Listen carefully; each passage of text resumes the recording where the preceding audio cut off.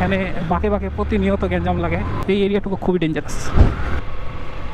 তাহলে আমরা এখন আছি কোথায়? অলিম্পিয়ার ভেতরে। অলিম্পিয়া টেক্সটাইল মিলস এখন সম্ভবত বন্ড হিসেবে কাজ হয়, জানি না মিল খোলা কিনা। মিল মনে হয় না খোলা। এবং দ্য বিখ্যাত টার্নস, এই এরিয়াটুকু খুবই ডেঞ্জারাস। এখানে বাঁকে বাঁকে প্রতিনিয়ত গ্যাঞ্জাম লাগে।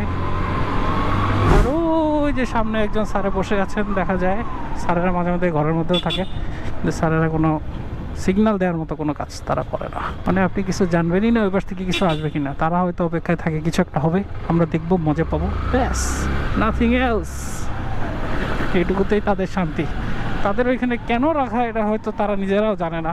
তারা কখনো কোনো সিগন্যাল টিগন্যালের মধ্যে তারা থাকবে না।